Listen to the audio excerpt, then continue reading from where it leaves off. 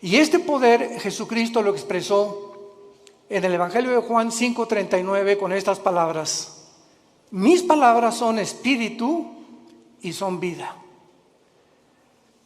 La razón por la cual ningún otro libro que puedas tú leer en la historia te pueda cambiar o transformar tu manera de ser es simplemente porque nadie puede comprender la constitución del ser humano más que Dios.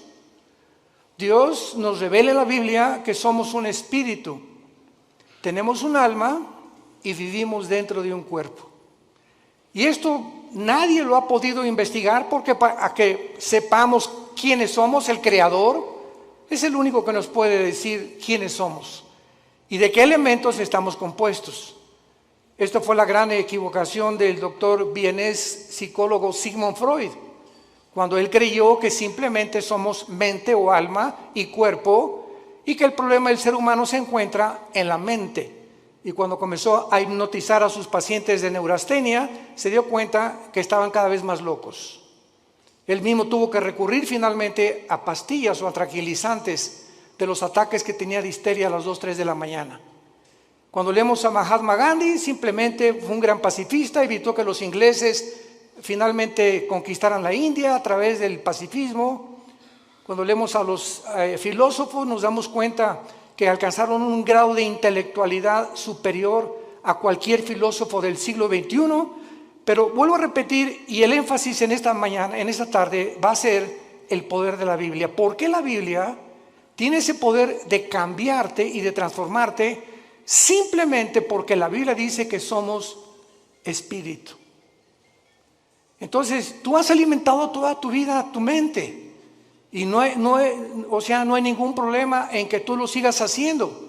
Vas a la universidad y estudias matemáticas, licenciatura, arqueología, antropología, medicina, lo que tú quieras, ¿verdad? Y es un conocimiento que te va a servir en esta vida.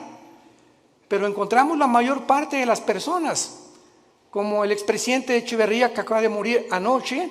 Luis Echeverría dijo días antes de morir que él lamentablemente no había podido conocer un poco más de la dimensión espiritual. Y así encontramos artistas, políticos, cantantes, deportistas que han alcanzado el éxito, grandes médicos, grandes psicólogos, grandes cantantes, etcétera, etcétera. Pero llega un momento a los 50, 60, 70 años de edad que sigues igual y que conquistaste el mundo y perdiste tu familia, o conquistaste el mundo y construiste, levantaste y jamás tuviste una relación con tus hijos, ni pudiste dejarle una herencia a tus hijos espiritual.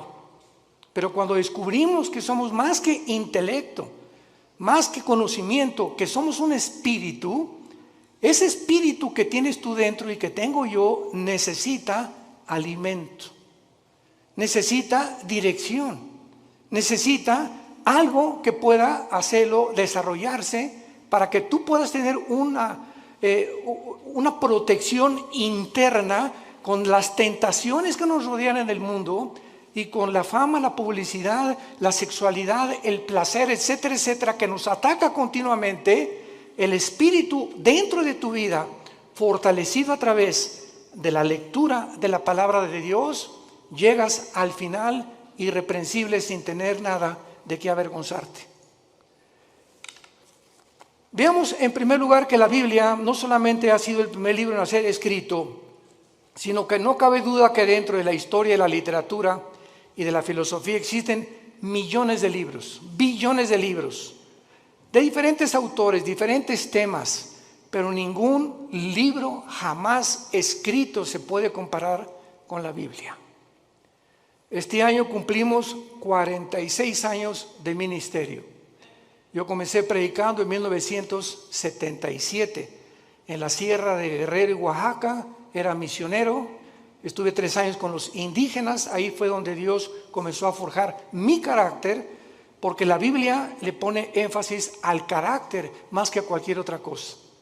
Si tú alcanzas el nivel que quieras y no tienes carácter, no puedes mantenerte en ese camino, porque no solamente es comenzar, sino lo que cuenta es cómo terminas. Hay muchos que comienzan bien, pero terminan mal, porque su carácter, su vida jamás la pudieron disciplinar por la cuestión espiritual. Nunca atendieron el área espiritual, que es la más importante. Veamos también nosotros que grandes hombres han hecho diferentes declaraciones acerca de la Biblia. Por ejemplo, Abraham Lincoln.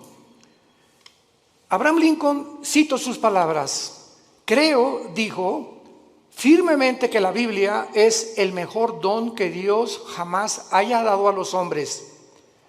Todo el bien que emana del Salvador del mundo se nos comunica a través de este libro incomparable. George Washington, el primer presidente de Estados Unidos, dijo: es imposible gobernar cualquier nación sin Dios y sin la Biblia. Emmanuel Kant, el gran filósofo francés, dijo: la existencia de la Biblia es el mejor beneficio y lo más grande que la raza humana jamás haya recibido de Dios. Y todo intento de desprestigiarla es un crimen contra toda la humanidad. Isaac Newton, el gran científico, ¿verdad? Que se le atribuye todas las leyes de la gravitación, dijo: existen más señales de autenticidad de la Biblia que en la historia profana de la humanidad. Y así tenemos a Blaise Pascal y a todos estos hombres científicos del siglo pasado y del siglo XIX que eran cristianos. Y llegamos al siglo XX, donde estamos en la luna y la tecnología, y se descubre en 1954 la hélice del ADN, del ácido desoxirribonucleico, y la computadora y el iPhone y toda la época cibernética en la que vemos, y endiosa al ser humano. Y nunca en la historia han habido tantos ateos como en el siglo pasado. Nunca en la historia. Los más grandes hombres, Isaac Newton, Blaise Pascal, Pasteur, el mismo Einstein, dijo: Dios no juega al universo con los dados.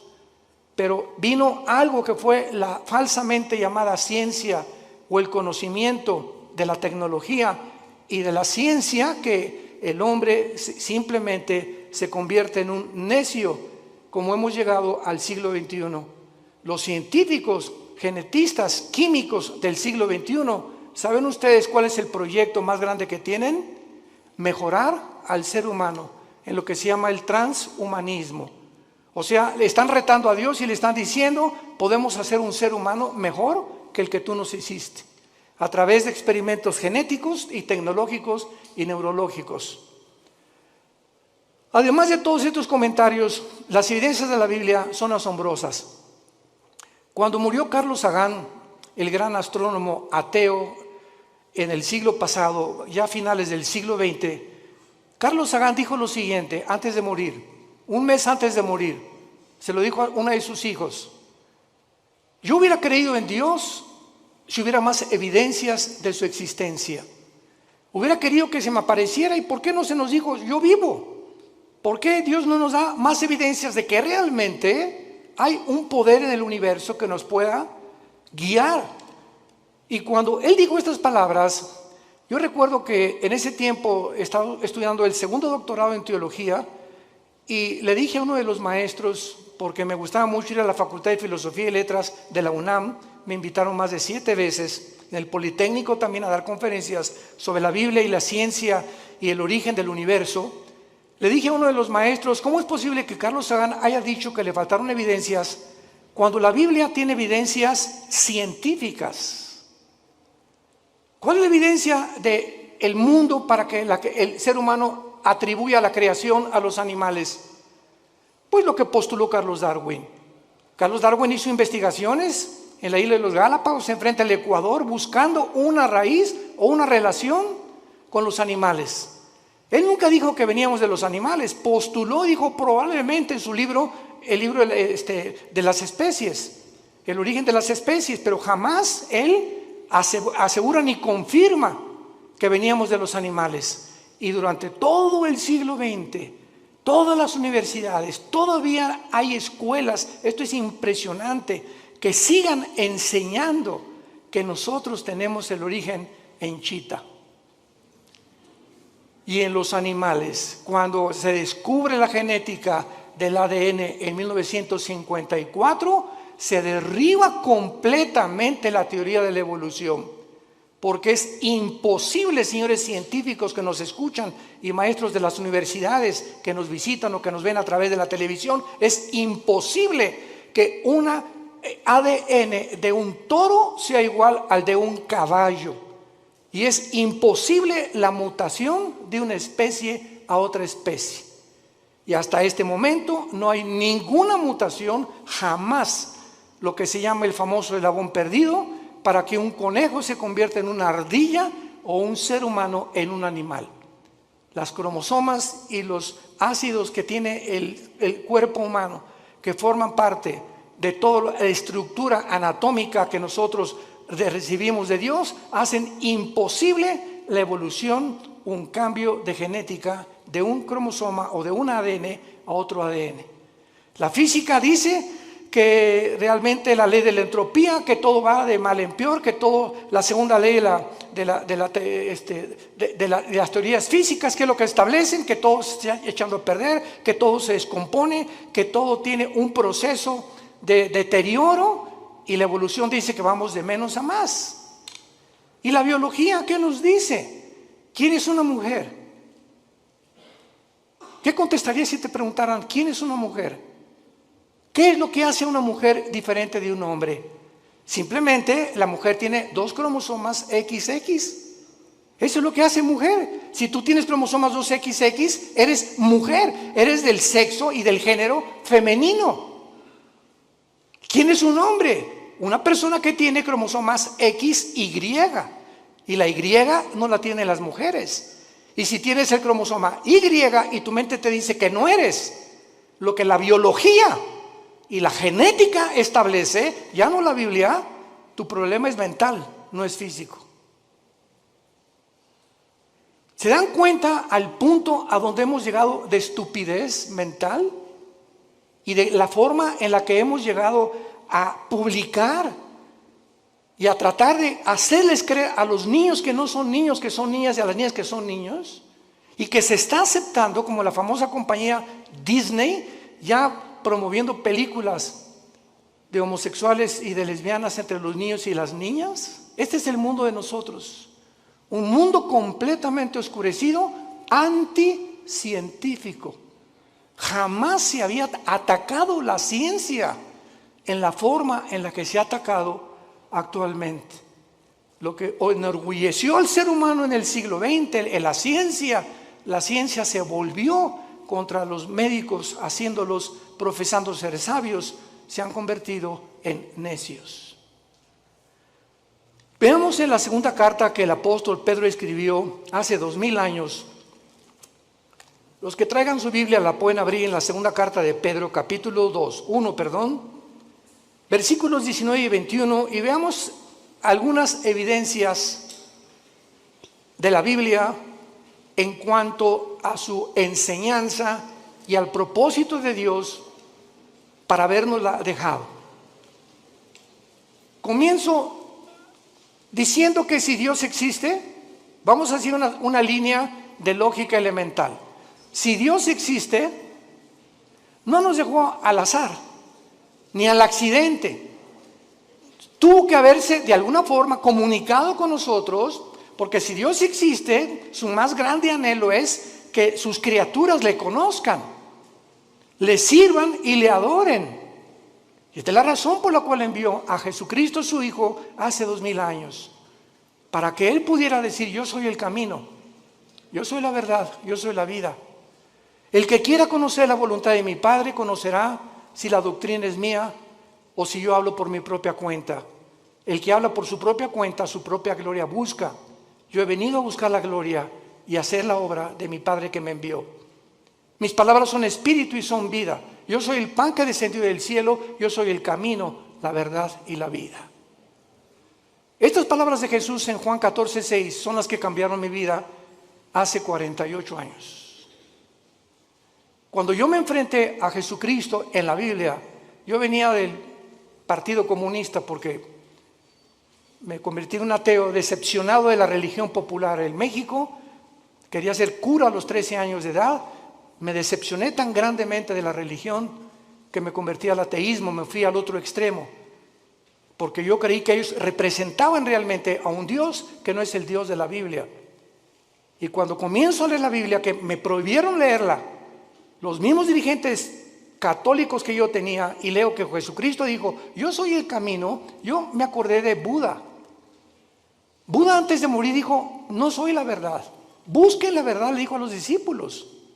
Mahatma Gandhi dijo, es que Jesucristo fue un gran maestro de moral, pero yo no puedo guiarles al camino, yo solo sé que no debemos estar a favor de la violencia.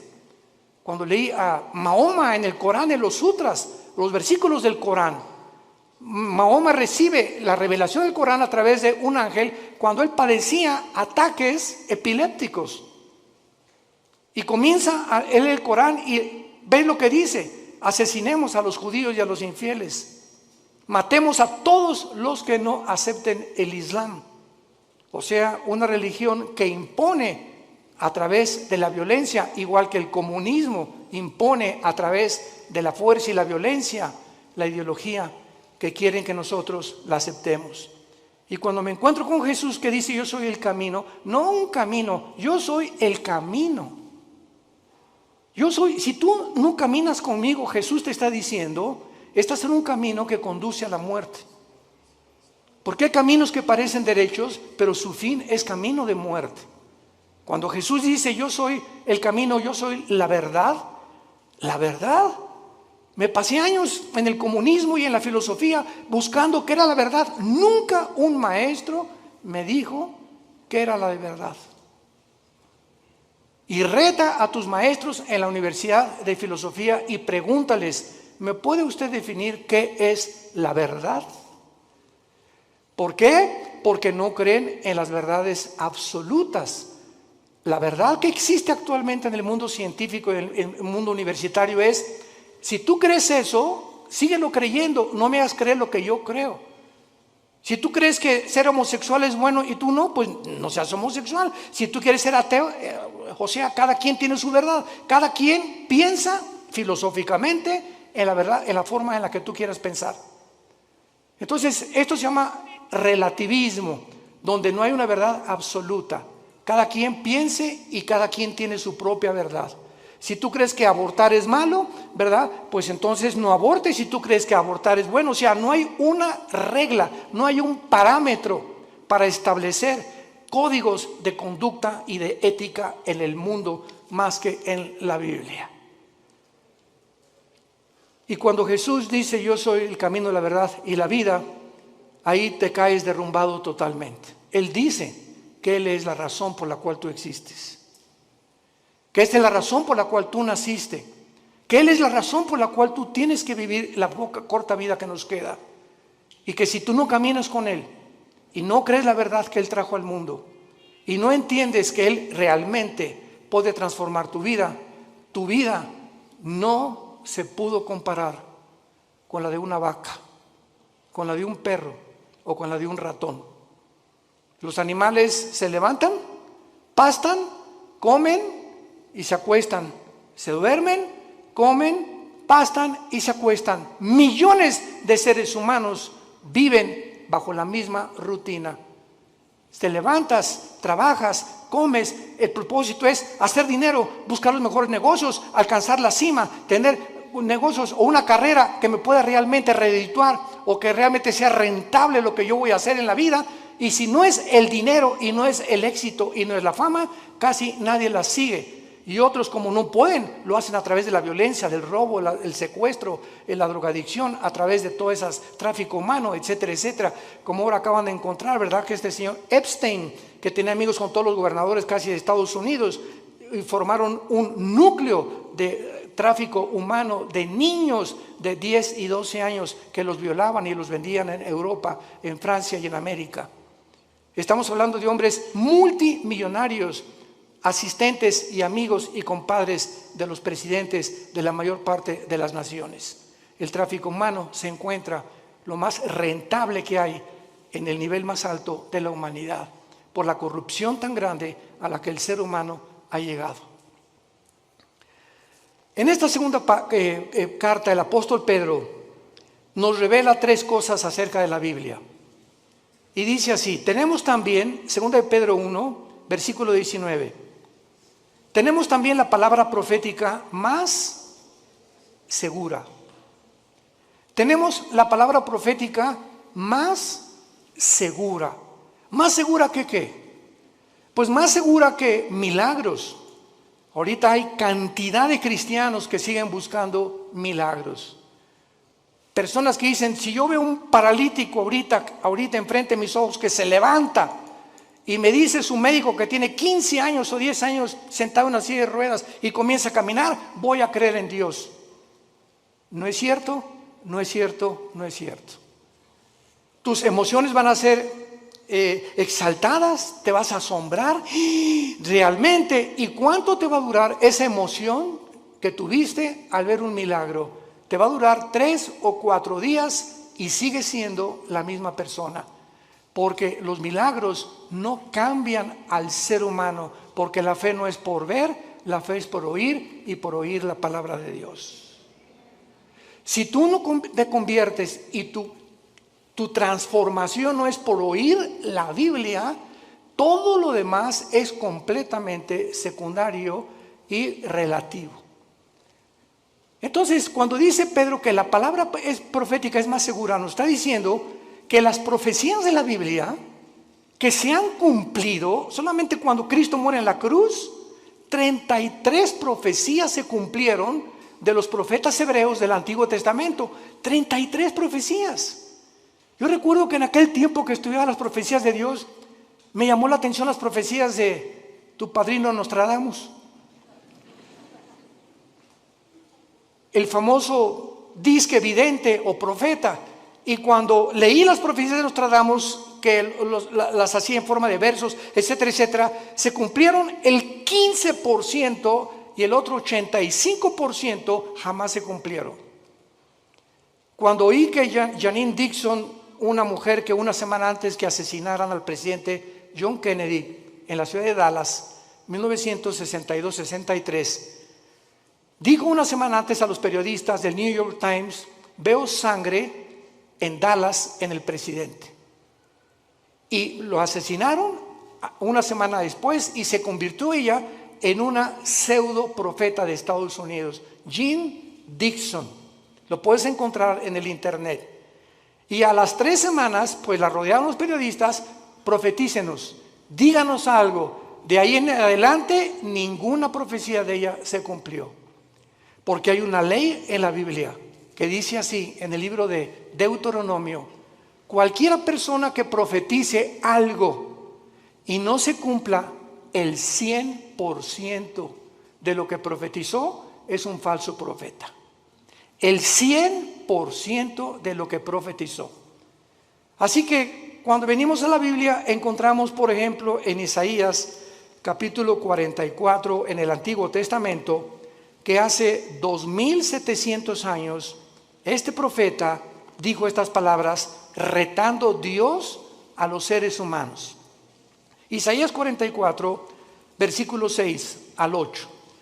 Así dice Jehová, Rey de Israel y su Redentor, Jehová de los ejércitos: yo soy el primero y yo soy el postrero. Pongan atención. El Dios de la Biblia dice, yo soy el primero. Para que Él sea el primero, Él tiene que saber cómo se originó el universo, ¿correcto?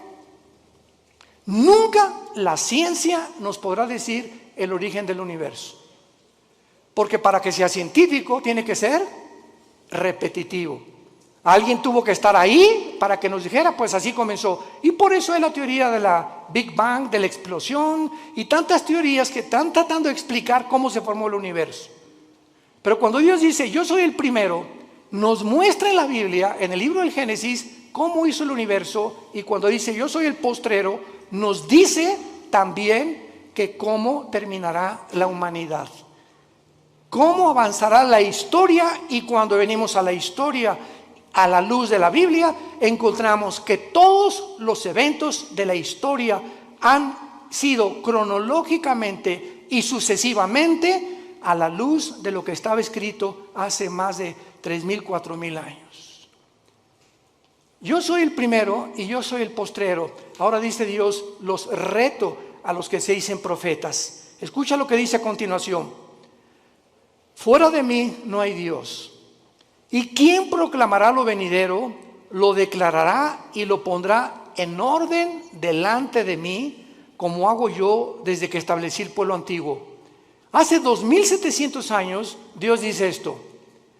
¿Quién de los escritores, quién de los que se han dicho profetas, tráeme a Mao, tráeme a Confucio, tráeme a Mahatma Gandhi, tráeme a Mahoma, tráeme a tu gallito Giro, como decimos en México?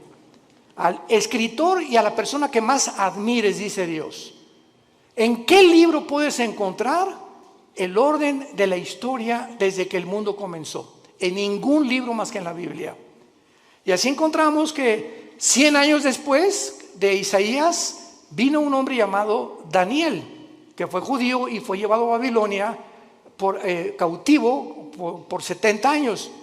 Y en el libro de Daniel, hace 2600 años, damas y caballeros, hace 2600 años, en el libro de Daniel, él declara los órdenes de los imperios que vendrían en el mundo a través de la historia.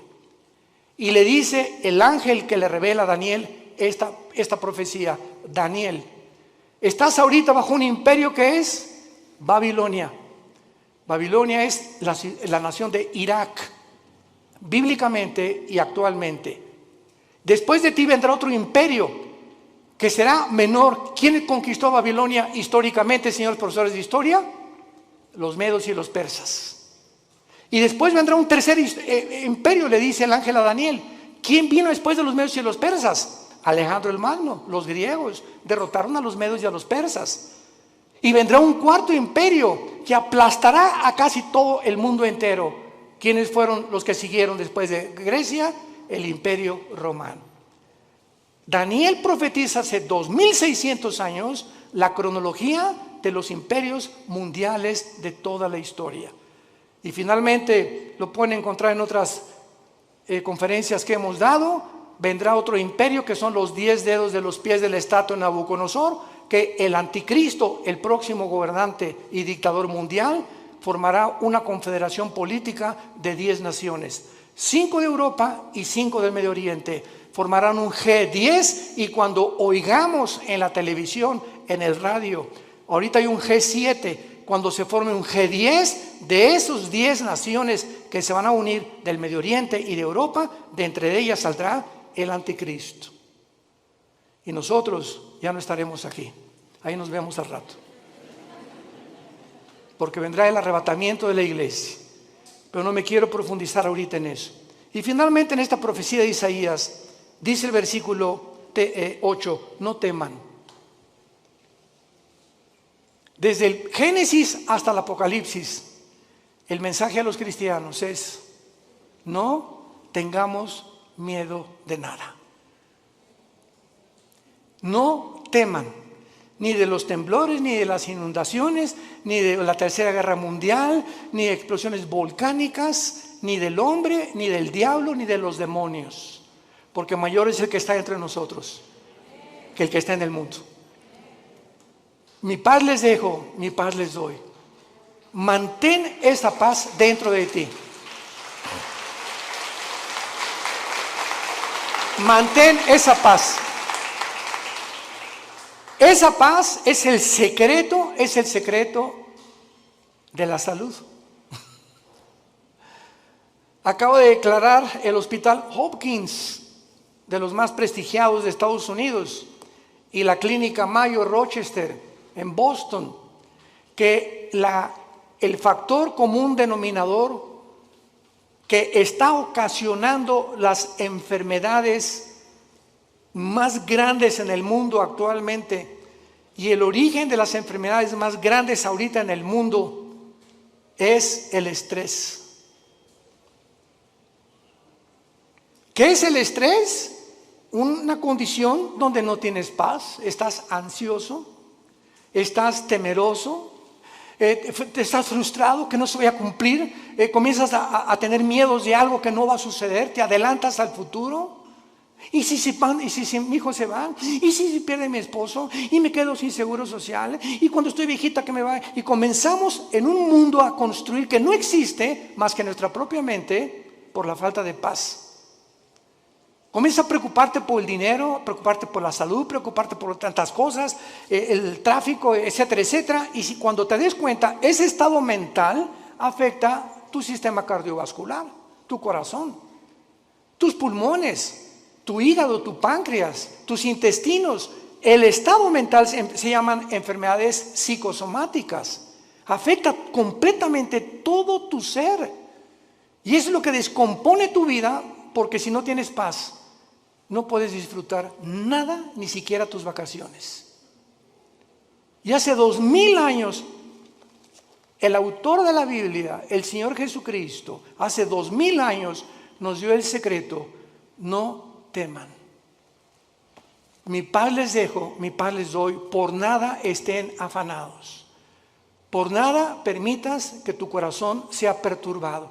Voy a la casa de mi Padre, no me tardo a preparar lugar para ustedes y vengo pronto por ustedes. Mientras estés en el mundo, mantén la paz. Escucha esto: si tú no tienes paz y te dices cristiano, no puedes leer la Biblia. Tú no puedes venir a la Biblia como un Pepita en comal. Ay, Señor, ay, mi hija, Señor, le voy a hablar al pastor, porque tú no puedes venir a un estado de estrés y de ansiedad a leer la Biblia, porque el Espíritu Santo es espíritu de paz. Y Él no puede comunicarse contigo y no vas a entender la Biblia, porque para venir a la Biblia tienes que venir descansado, orar antes, echar toda nuestra ansiedad sobre Él, porque Él tiene cuidado de nosotros. Y cuando ya descansamos, Señor, yo no sé dónde está mi hija, yo no sé qué va a pasar, etcétera, pero yo sé que soy tu hija, soy tu hijo, tú eres mi papá, tú eres mi papi, tú cuidas de mí, no me vas a dejar, diste tu vida en una cruz por mí. ¿Cómo puedo llegar a esa incredulidad y falta de confianza en tus promesas estoy en este estado? Es pecado vivir en ese estado y llamarse cristiano al mismo tiempo. Es pecado, porque sin fe es imposible agradar a Dios.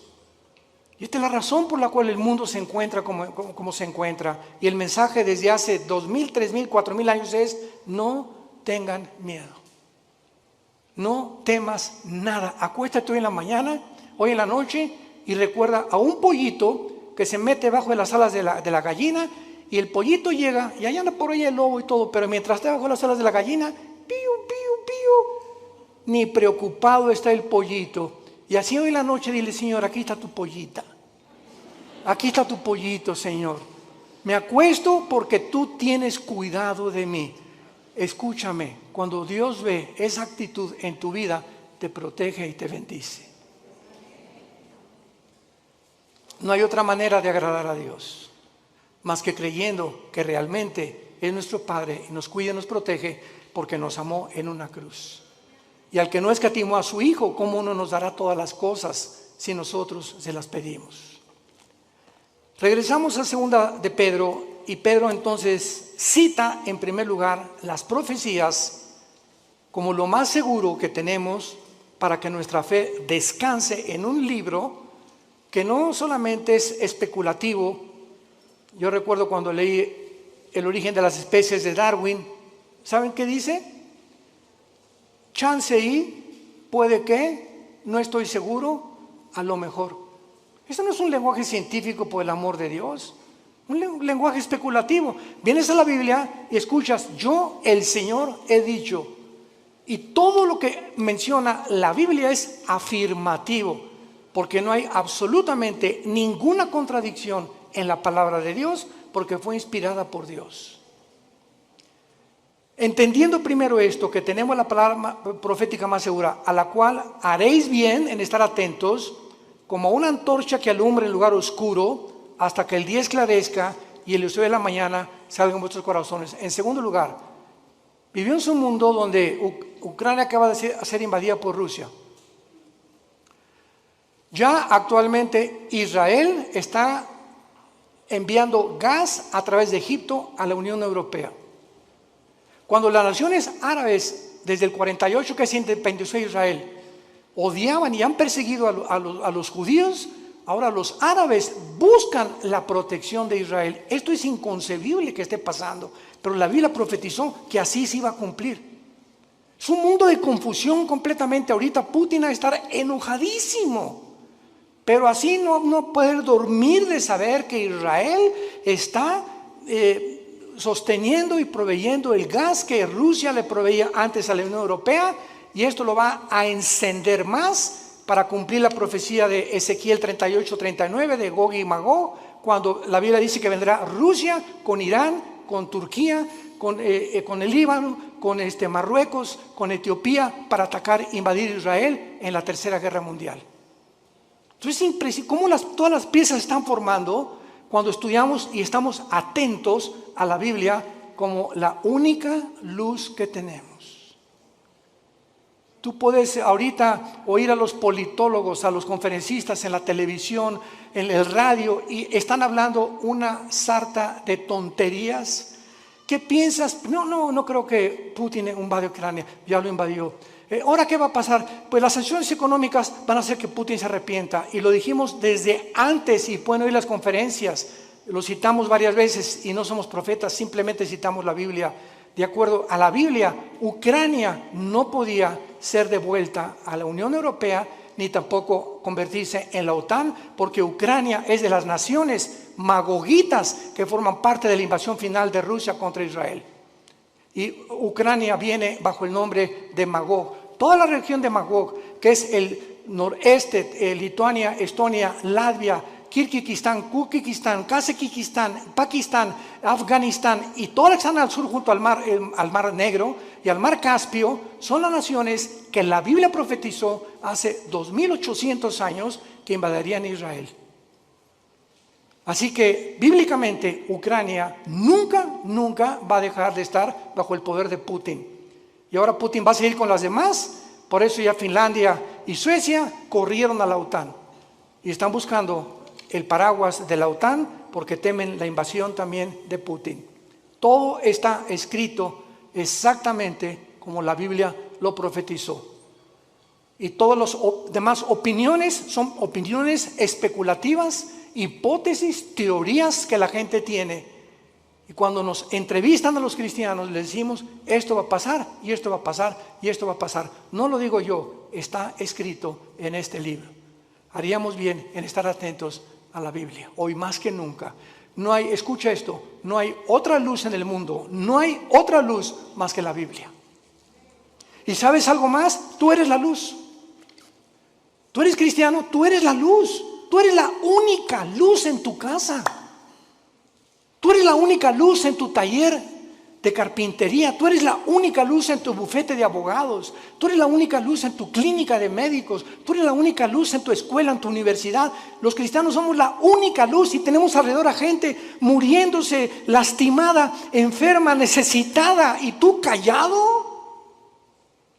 ¿Por vergüenza, por pena de hablar de Jesucristo? Y decirles que Jesús es la única respuesta y que los invitas a conferencias como estas para que puedan ellos abrir los ojos a la realidad espiritual del mundo. Si tú eres ese tipo de personas, vas a dar cuentas en el día del juicio a Dios. Porque el Espíritu Santo vendrá sobre nosotros, Hechos 1:8, y me serán testigos.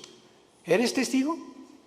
Desde el tiempo que tú te convertiste, ¿hay alguna persona que tú le hayas hablado de Cristo y que lo hayas guiado a la cruz? Examina tu corazón llegando hoy en la noche, ponte rodillas y ora a Dios y dile sinceramente: Señor, te pido perdón.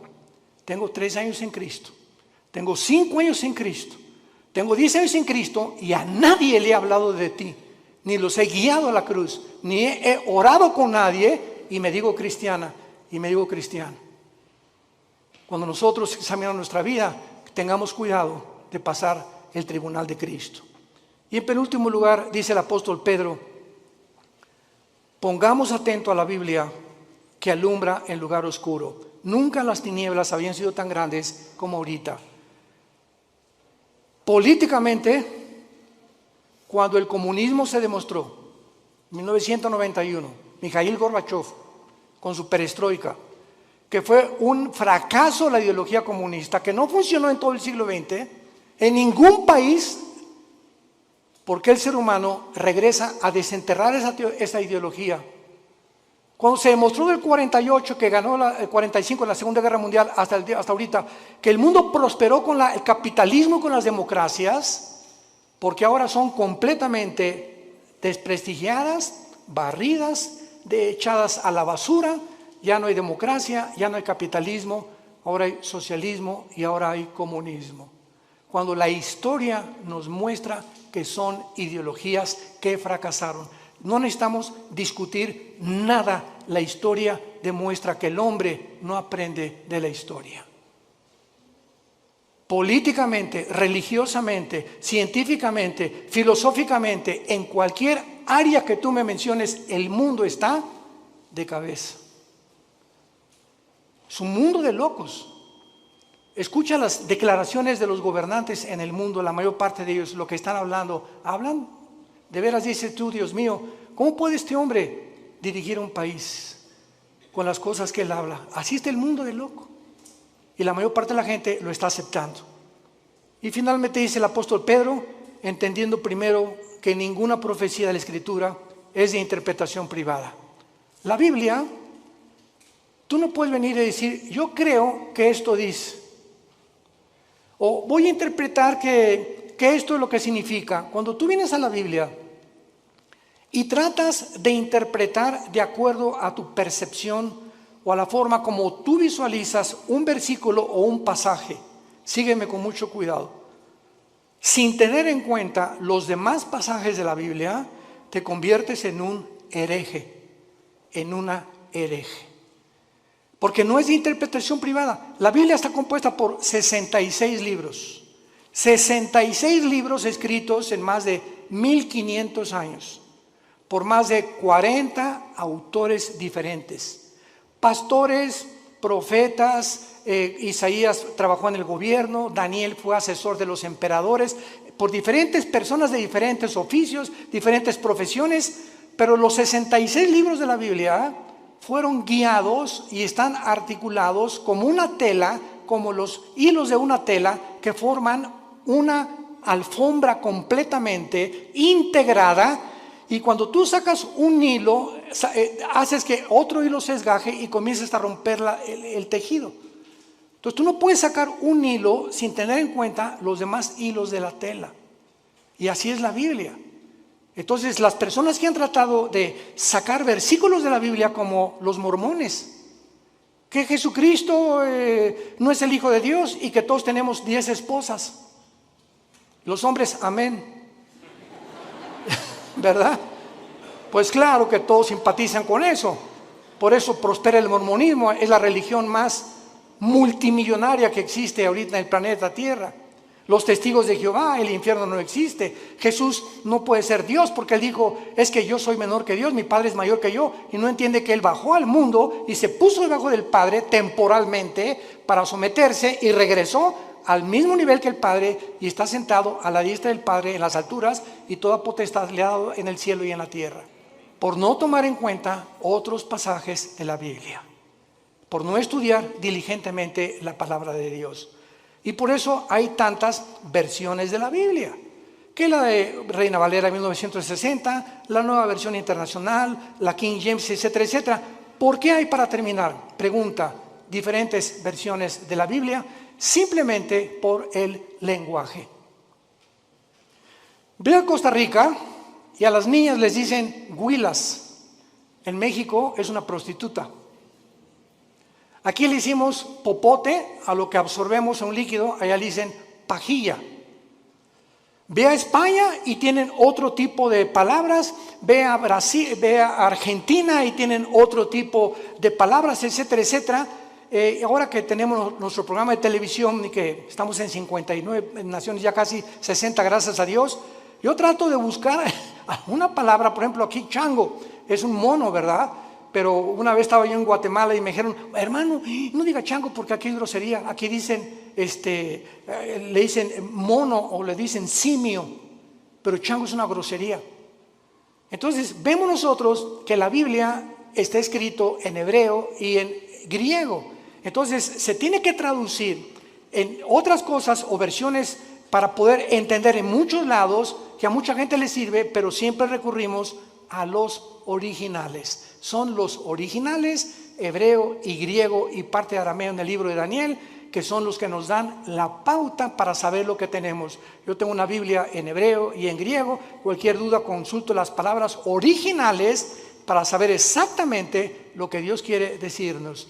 Y cuando tú estudias la Biblia, no puedes estudiarla superficialmente. El petróleo no se encuentra a 1 metro de profundidad. El petróleo se encuentra a kilómetros de profundidad. Tú no puedes venir a la Biblia en la noche y decir: Jesucito mío, mire su compañía, no me desampares ni de noche ni de día. Amén. Y ya. Y luego, Juan 3:16, de tal manera amó Dios el mundo, y eso es tu devocional. Tú no puedes venir a la Biblia así.